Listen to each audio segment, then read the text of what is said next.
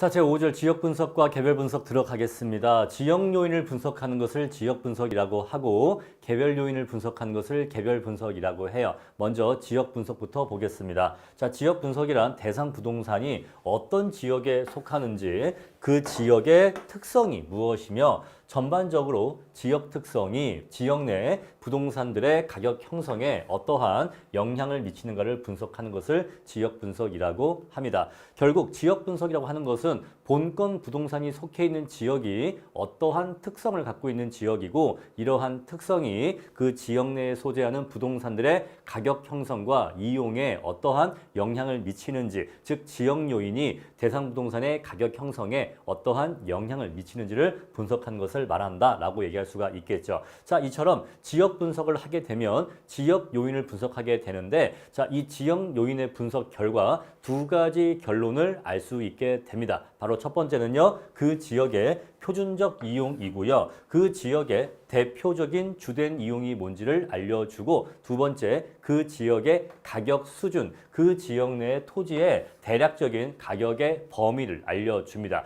이 내용은 이미 앞에서 한번 언급한 적이 있죠. 자, 바로 이것이 지역 분석입니다. 여러분, 결국에는요, 지역 분석에서 이 키워드를 기억해 주셔야 돼요. 지역 분석은 지역 요인을 분석해서 두 번째, 그 지역의 표준적 이용과 가격 수준 이 두 가지를 판정하는 작업이다 라고 기억해 주세요. 자, 두 번째로 개별 분석인데요. 개별 분석은 대상 부동산의 개별 요인을 분석하여서 지역 분석에서 파악된 지역의 표준적 이용과 가격 수준을 전제로, 중요한 표현입니다. 지역 분석의 결과인 이 두 가지를 전제로 이것의 영향 하에서 개별 부동산의 최유효 이용과 구체적 가격을 판정하는 작업을 말합니다. 자, 이것을 이렇게 표시할 수가 있겠어요. 자, 먼저 지역 분석을 행합니다.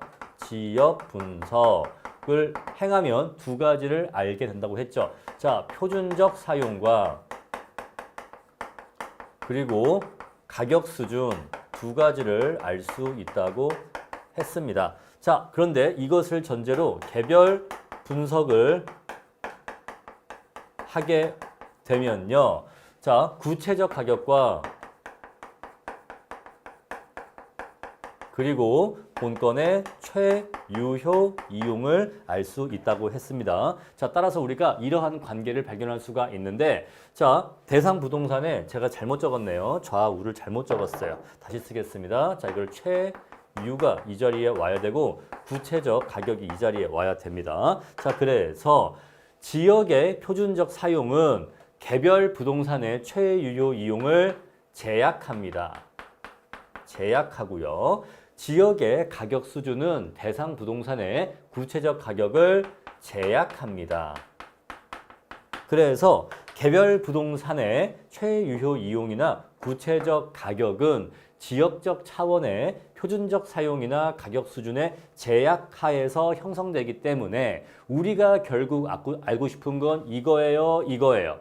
아래 거죠? 우리가 결국 알고 싶은 건 내가 지금 평가하는 부동산의 최유효 이용과 구체적 가격을 알고 싶은 건데, 이거를 알려면 반드시 선행적으로 무엇을 알 필요가 있다? 지역 분석을 통해서 그 지역 내 표준적 사용과 가격 수준을 먼저 알 필요가 있다는 거예요. 왜냐하면 이것을 전제로 이것이 성립하기 때문입니다. 아시겠죠? 양자의 이러한 관계 이해해 주시고요. 다만 인근의 표준적 사용과 대상 부동산의 최유효 이용이 반드시 일치하는 건 아니라는 거예요. 자, 이 관계는 이미 앞에서 언급한 적이 있습니다. 자, 일반적으로는 지역의 표준적 사용과 최유효 사용이 일치하는 게 원칙이에요. 대부분 그렇습니다. 하지만 반드시 일치하는 건 아니에요. 아시겠죠? 따라서 대부분 일치하지만 반드시 일치하지 않을 수도 있다는 거. 자, 이러한 양자의 관계를 한번 분석해 보겠습니다. 자, 지역 분석을 먼저 행하고 개별 분석을 나중에 행하기 때문에 선행, 후행하는 시간적 관계가 있다고 말씀드릴 수가 있어요. 자, 지역 분석을 할 때에는 관련되는 가격 원칙은 적합의 원칙입니다. 자, 본건 부동산이 그가 속한 지역 환경과 적합한지 안 한지, 어울리는지 아닌지를 판단해야 되니까 적합의 원칙이 지역 분석을 할 때 판단 근거가 되고요. 자, 개별 분석에서는요, 개별 부동산의 최유효 이용을 판단해야 되니까 그중에서 대표적으로 균형의 원칙이 판단의 근거가 됩니다. 선생님, 적합의 원칙 말고 다른 원칙, 균형의 원칙 말고 다른 원칙들은 지역 분석, 개별 분석과 아무런 상관이 없나요? 그렇지는 않은데 공인중개사 부동산 학개론에서는 굉장히 내용을 단순화시키기 때문에 그냥 지역 분석에서는 적합의 원칙이 주로 출제가 되고 개별 분석에서는 균형의 원칙이 주로 출제가 되기 때문에 이렇게 각각 매치시켜서 암기하시면 됩니다. 자, 물론 다른 가격체 원칙들도 다 관련을 지을 수가 있지만 그렇게까지는 들어갈 필요가 없다는 거예요. 자, 관련 감가 요인. 자, 우리가 적합의 원칙을 근거로 판단을 하게 되면 그 주변 환경과 적합한지 여부에 따라서 경제적 감가를 우리가 파악할 수 있게 되고요. 자, 균형의 원칙에 따라서 개별 분석을 하면요. 본권 부동산의 기능적 감가를 알 수 있게 됩니다. 자, 그리고 우리가 분석하는 지역은 이제 이번에 공부를 할 것인데 지역은 세 가지 종류의 지역이 있습니다. 인근 지역, 유사 지역, 동일 수권이 있어서 자, 이 세 가지 차원의 지역에 대해서 지역 분석을 행하게 돼요. 하지만 개별 분석은 어디까지나 개별 부동산에 대한 분석이라서 바로 본권 부동산 또는 대상 부동산에 대해서 분석을 하게 됩니다. 자, 다음으로 지역 분석은 부동산의 지역성이라는 특성 때문에 그가 속한 주변 환경과 일정한 관계를 형성하면서 부동산이 이용되고 가치가 형성된다는 지역성에 근거해서 지역 분석을 해야 되고요. 다음에 개별 분석은 개별성에 근거해서 모든 부동산은 개별성이 있어서 개별 물건마다 각기 다른 내용을 갖기 때문에 개별 부동산마다 분석을 해야 된다는 필요성이 야기돼요. 따라서 지역 분석은 지역성 때문에 해야 되고 개별 분석은 부동산의 개별성 때문에 해야 됩니다. 만약에 모든 부동산이 다 똑같다면 개별성이 없다면 개별 분석할 필요가 없죠. 다 똑같으니까 아시겠죠? 자, 분석 요인, 지역 요인 분석하고요. 개별 요인 분석합니다. 자, 이렇게 지역 요인 분석하면요. 두 가지 알 수 있다고 했죠. 표준적 이용과 가격 수준 두 가지 알 수 있고요. 자, 개별 분석하면요. 최유효 이용과 구체적 가격을 알 수 있는데 자, 이것을 전제로 이것이 형성되니까 자, 이것들은 이것에 의해서 제약받는다라고 말씀드렸어요. 자, 지역 분석은 일정한 지역을 분석하니까 광역적이고 거시적인 넓은 범위의 분석이고 개별 분석은 하나의 부동산, 개별 부동산에 대한 분석이니까 국지적이고 미시적인 좁은 범위의 분석인 관계가 있습니다. 여러분 지금 제가 정리드린 이 표는 굉장히 중요한 표니까 표의 내용을 충분하게 암기를 해 주셔야 됩니다. 자, 그럼 이제 지역 분석의 대상 지역 세 가지, 인근 지역, 유사 지역, 동일 수급권 이 세 가지를 하나씩 알아보겠습니다. 먼저 인근 지역이고요. 인근 지역이 이 셋 중에서 가장 중요합니다. 자, 이 세 개 중에서 인근 지역이 얼마나 중요한가요? 인근 지역이 이 셋 중에서 혼자 80% 정도의 비중을 차지하고 있을 정도니까 인근 지역 위주로 공부를 해 주시면 됩니다. 자, 인근 지역은요, 단순합니다. 대상 부동산이 속한 지역이에요. 본권 부동산이 소재하고 있는 지역을 인근 지역이라고 합니다. 굉장히 중요한 1번 요건이에요. 대상 부동산이 속해 있다. 그리고 부동산의 이용이 매우 동질적이다라는 것이고요. 자, 그리고 가치 형성 요인 중에서 지역 요인을 공유하는 지역을 말한다. 자, 이렇게 한번 그림 그려볼게요. 자, 어떤 본권 부동산이 있는데 그가 속한 지역이 있겠죠? 바로 이게 인근 지역입니다. 자, 인근 지역은 첫 번째 본권이 속해 있죠? 인근 지역 안에 본권이 소재하고 있습니다. 그죠? 두 번째, 부동산의 이용이 동질적이다. 자, 인근 지역에 뭐가 있죠? 인근 지역에 표준적 사용이 있을 것입니다. 그런데 원칙적으로 개별 부동산의 최유효 이용과 인근 지역의 표준적 사용은 일치하는 게 원칙이에요. 그죠? 일치하는 게 원칙이고, 자, 인근 지역의 표준적 사용이라 함은 이 안에 소재하는 다른 부동산들의 이용이 굉장히 대표적으로 또는 주된 이용이 바로 이 표준적 사용이라는 겁니다. 만약에 이것이 주거용이라면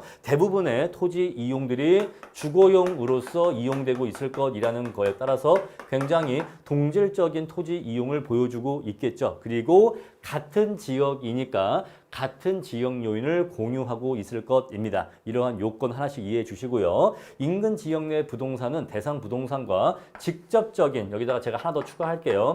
직접적인 대체 경쟁 관계가 성립하게 됩니다. 여러분들이 어떤 아파트를 구입하려고 하신다면 아마도 직접적인 비교 대상은 같은 아파트 단지에 나와 있는 다른 매물들일 겁니다. 그러겠죠. 자, 우리가 A 아파트 단지 내에 부동산을 사려고 하려면요. 그 단지 안에 나와 있는 다른 물건들과 주로 비교를 통해서 1차적으로 그 물건들과 비교를 통해서 본건 부동산의 가치를 판단하고 구입 여부를 결정하게 될 거예요. 만약에 신림동 원룸촌이라고 한다면 자, 신림동 원룸촌에 어떠한 원룸 건물을 내가 살까 말까 고민을 하고 있다라고 한다면 자, 이 원룸 건물의 가격과 월세를 그 지역 내, 다른 신림동 지역 내에 있는 다른 원룸 건물의 가격과 월세와 비교하면서 이 가격이 적정한지 안 한지 이 건물을 매수할지 말지를 결정하게 되겠죠. 자, 이처럼 인근 지역 내에 있는 다른 부동산들은 본건 부동산과 매우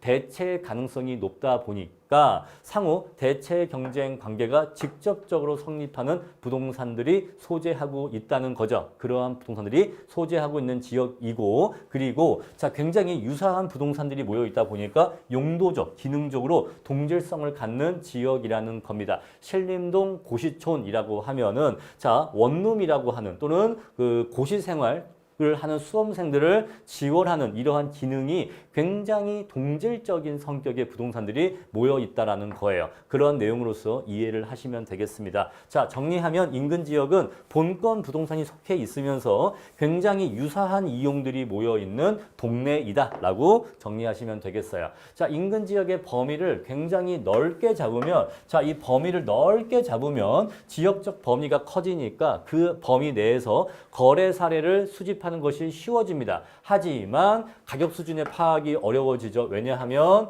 지역의 범위가 넓어지면 넓어질수록 동질성이 내려가기 때문에 그렇습니다. 동질성이 적어지기 때문에 그래요. 자, 반대로 범위를 좁게 잡으면 동질성은 올라가지만 하지만 사례 자료를 구하기가 어려워져요. 개념 이해하셨습니까? 따라서 자, 범위를 넓히면 양은 증가하지만 질은 하락합니다. 반대로 범위를 좁히면 양은 감소하지만 질은 상승합니다. 따라서 양과 질이 반비례 관계에 있다는 것을 이해를 하시면 되겠습니다. 자, 따라서 인근 지역의 범위는 어떻게 잡아야 된다? 적정한 범위를 잡아야 된다는 거예요. 아시겠죠? 양과 질의 두 측면에서 적절한 조화를 이룰 수 있도록 인근 지역의 적정한 범위를 설정할 필요가 있다는 것이고요. 자, 인근 지역이 도시계획상의 용도지역 또는 행정구역과 반드시 일치하는 것은 아니라는 겁니다. 자, 인근 지역이라고 하는 것은 우리가 감정평가적으로 지역을 구분하는 것이지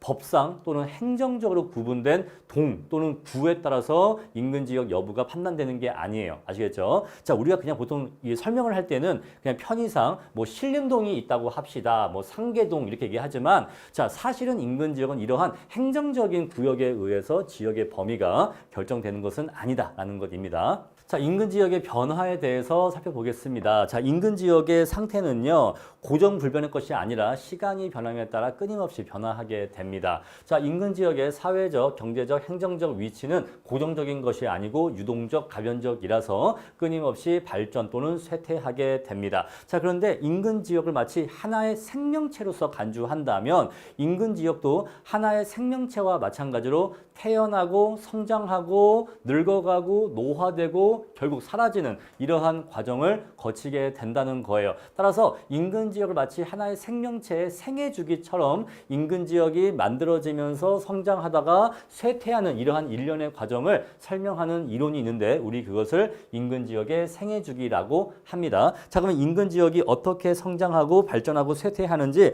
그 일련의 과정을 하나씩 살펴볼게요. 먼저 성장기입니다. 자, 어떤 지역이 새롭게 개발되는 시기예요. 자, 원래 이 지역에 종전의 이용이 있었는데 새로운 지역 기능으로서 새롭게 어떤 지역이 만들어지는 시기입니다. 자, 이때는요, 좋은 자리를 차지하기 위한 입지 경쟁이 치열하고요. 자, 이때는 이 지역이 막 개발되고 있기 때문에 지가 상승률이 최고가 됩니다. 여러분, 지가 상승률은 땅값이 얼마나 상승하는지 그 상승률을 얘기하는데 매우 땅값이 빠르게 상승하는 기간이라고 얘기할 수가 수가 있겠죠. 자, 성장기는요, 시험에 잘 나오지 않고요. 두 번째, 성숙기가 시험에 잘 나옵니다. 가장 중요한 기간이죠. 성숙기는요, 지역 개발이 점차 진행됨에 따라 점차 지역 기능, 지역 개발이 완성되어 가는 과정입니다. 따라서 지역 특성이 자리를 잡아가는 단계입니다. 자, 부동산 가격이나 지역 기능이 최고에 이르러요. 자, 이제 막 완성된 지역이라고 이해하시면 됩니다. 또는 거의 다 완성된 지역이라고 이해하시면 돼요. 따라서 지역 특성이 점차 자리가 잡혀가면서 부동산 가격이나 지역 기능이 최고에 이르게 됩니다. 자, 이 상태에서는 지가가 빠르게 올라가다가 이제는 이렇게 안정되는 수준에 이르게 돼요. 지가는 안정되거나 가벼운 상승을 보인다. 여러분, 이것은요, 지가 상승률이 안정된다는 거지 지가가 낮다는 건 아닙니다. 그럼 퀴즈를 낼게요. 성장기하고 성숙기 두 기간 중에 어떤 단계에서 지가가 더 높습니까? 당연히 성숙기인 거예요. 아시겠죠? 성숙기가 지가가 충분히 올라왔기 때문에 이제는 지가의 상승이 완만해지는 단계라서 지가 상승률이 최고인 기간은 성장기이지만 지가 자체가 가장 높은 기간은 성숙기입니다. 아시겠죠? 제가 지금 사는 곳이 인천 송도예요. 제가 인천 송도에서 한 8년 정도 살고 있습니다. 제가 8년 전에 송도에 처음 왔을 때는요, 쇼핑몰도 별로 몇 개 없었고, 아파트도 아직 지어지지 않은 곳이 많았고, 허허벌판이 굉장히 많았습니다. 근데 지금 8년 동안 시간이 지나면서, 와, 지금 뭐 쇼핑몰 굉장히 많이 지어졌고요. 앞으로도 지금 더 많이 들어올 것이고, 아파트도 굉장히 많이 지어졌어요. 공터였던 곳들이 아파트로 많이 채워졌습니다. 그래서 그 구송도라고 하는데 여기 송도 원래 송도 이 에어리어는 대부분 건물이 들어왔고 저쪽에 그 랜드마크 시티라고 하는데 그쪽이 지금 아파트도 거의 다 많이 들어왔습니다. 그런 식으로 자, 제가 송도에 처음 왔었을 때는 송도라는 동네가 처음 만들어질 때라서 성장기라고 할 수가 있겠죠. 근데 지금은 쇼핑몰도 대부분 지어지고 아파트도 대부분 지어졌기 때문에 이제는 송도라는 도시가 이 도시 기능이 거의 완성되어 가는 단계라서 성숙기에 임했다라고 얘기할 수가 있겠죠. 자, 그런데 지역이라고 하는 것은 또 시간이 지나면 결국 노화가 발생하게 됩니다. 바로 그게 쇠퇴기예요. 자, 성숙기 다음에 슬슬 지역이 노후되면서 점차 지역 기능이 쇠퇴하는 단계가 오게 되는데 우리 그것을 쇠퇴기라고 합니다. 자, 점차 건물이 노후화되기 시작합니다. 자, 지금 송도도 예전에 맨 처음에 지었던 건물은 지금 건물을 지은 지 10년이 넘어요. 10년이 넘어가기 때문에 점차 건물이 노후화되기 시작하고요. 물론 아직까지는 노후화라고 얘기는 좀 그렇지만 시간이 더 지난다면 노후화가 더욱더 심하게 진행되게 되겠죠. 자, 그리고 지역 기능이 쇠퇴하는 단계, 건물의 경제적 내용 연수가 다 되어가는 시기. 자, 건물이 그 상태로 노후된 채로 서 있는 것이 더 이상 경제적으로 유용성이 얼마 남아있지 않은 상태예요. 자, 무슨 얘기냐? 건물이라고 하는 것은요, 건물이 존재하면 여기서 얻어지는 수익이 있고 여기서 이것을 관리하기 위한 비용이 있는데 이것을 빼게 되면 순수익이 남게 되겠죠? 우리 이것을 NOI라고 한다고 앞에서 공부를 한 바가 있습니다. 자, 근데 이 건물에서 얻어지는 NOI가 굉장히 낮은 수준이 되면 이 건물을 계속 유지하는 것보다 그냥 이걸 부셔버리고 새 건물을 지어서 더 높은 임대 수익을 받는 것이 그러한 건물의 공사비, 개발비를 쓰더라도 더 남는 장사가 될 때가 있어요. 자, 그러한 상태가 돼버리면 그 건물은 물리적으로는 존속할지라도 경제적으로는 더 이상 가치가 없는 건물이 되어버립니다. 그 건물을 낡은 상태로 두는 것보다 그 공사비나 개발비를 들여서라도 새 건물을 짓는 게 더 수익이 낮게 되는 상황이 돼버리면 더 이상 기존의 헌 건물은 경제적으로 유용성이 없어지게 돼요. 우리 그랬을 때 경제적인 수명은 끝났다라고 해서 경제적 내용 연수가 다 되어 간다고 합니다. 자, 거의 다 끝나가는 시기인 거죠. 사회적, 경제적으로 낮은 수준의 주민들이 이주해 오는 하향 여과가 시작된다.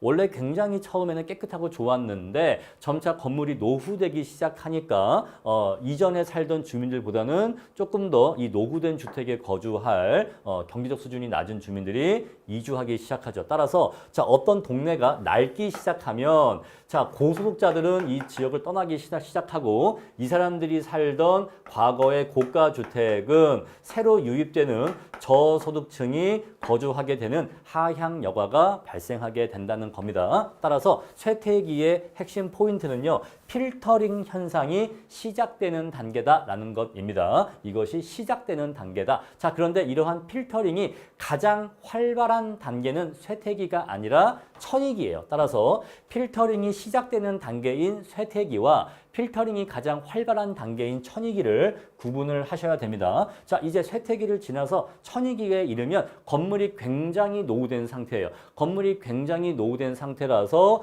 고소득층의 주민들의 이탈이 가속화되고 반대로 저소득층 주민의 유입이 더욱더 가속화됩니다. 따라서 하향 여과가 매우 활발해지고요. 자, 건물이 굉장히 노후됐기 때문에 이때에 재개발이나 재건축에 대한 의사결정이 이루어져야 돼요. 만약에 이때 재개발이나 재건축의 의사결정이 이루어지지 않으면 슬럼화 단계가 되는데 슬럼화는 굉장히 불량주택을 의미합니다. 슬럼은 불량주택을 의미해요.